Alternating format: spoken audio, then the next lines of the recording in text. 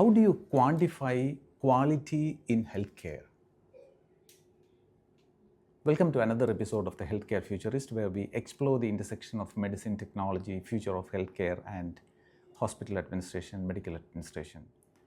I'm Dr. Gigi, Medical Director and Neurologist, and today we'll discuss a topic that touches every aspect of patient care.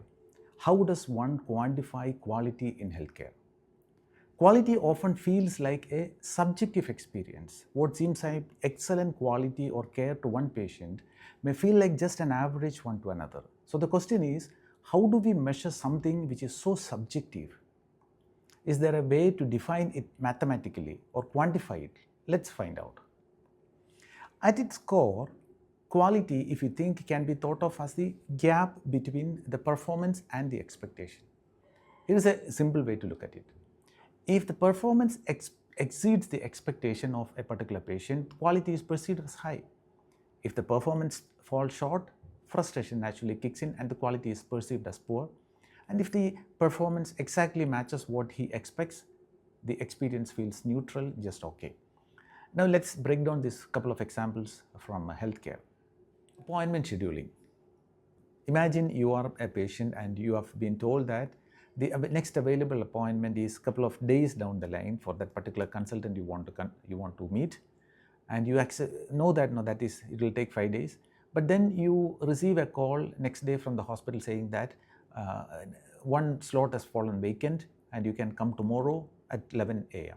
Your expectation has been exceeded and suddenly you feel that the hospital is quite efficient and responsive. That is perceived quality in action. Now flip the scenario.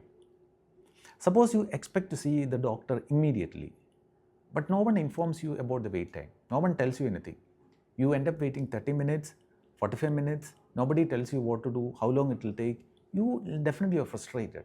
And even if the care ultimately you receive is excellent, you feel unhappy. The unmet expectation affects how you perceive the entire experience. Everybody knows that in the developed countries, it takes at least a couple of months to meet a specialist or a consultation to happen. But that is the expectation. They know that it will take that much time. But in India, expectation is different. Every patient believes that they can and they should consult a doctor, whatever super specialty the doctor is from, immediately or within a day or two.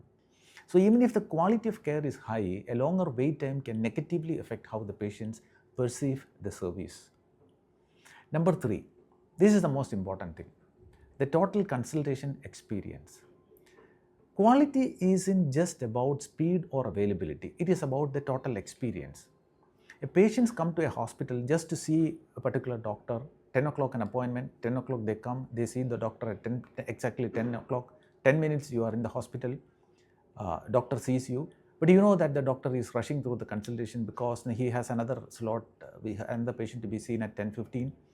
So naturally you feel unsatisfied even though your appointment is scheduled at 10 o'clock and the doctor has seen you at 10 o'clock. Now imagine a different scenario. Yeah, I know the appointment time is at 10 o'clock. But they tell you that there will be a 30 minutes delay because the couple of patients who have gone in early, they took more time. So naturally your consultation will be delayed by 30 minutes. But the patient, during that 30 minutes time, the patient is engaged with some pre-consultation pro forma or a WhatsApp chat bot to gather important health details, like how the patient is doing, or if the patient has seen for the first time. So many repetitive details to be collected, like the patient is hypertensive, diabetic, any other pre-existing illness, what are the medications they are on, and simple things like many patients come with CD of investigations, neuroimaging, CT scan, MRI. Those needs to be uploaded into the system, which usually takes half an hour. So if all those are done in the pre-consultation evaluation time, when the 30 minutes or 45 minutes when the patient is waiting, that is put to use. The patient is engaged and he becomes part of that process. So instead of just wasting away time waiting for the doctor to start the consultation, that can be put to use, productive use. So when they meet the doctor, there is no time wasted on these basics. The doctor takes time during the consultation to explain the diagnosis thoroughly, what matters to them. He spends time at analyzing the problem because he has all the information beforehand, and this becomes much more useful. And afterward, just imagine the patient receives educational materials with clear instructions to manage their condition at home. In this scenario, even if the patient had to wait a bit longer, the overall performance exceeds their expectations, leading to a perception of a higher quality.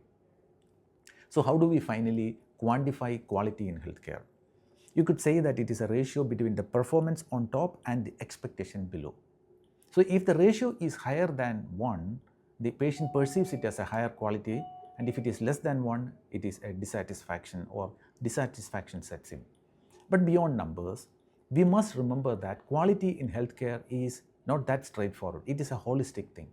It is not just about how fast or technically accurate the service is, it is how the patient feels, how engaged they are, and whether their journey through the system meets or exceeds what they expected or anticipated.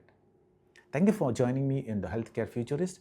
If you found this episode helpful, don't forget to subscribe and share with your colleagues.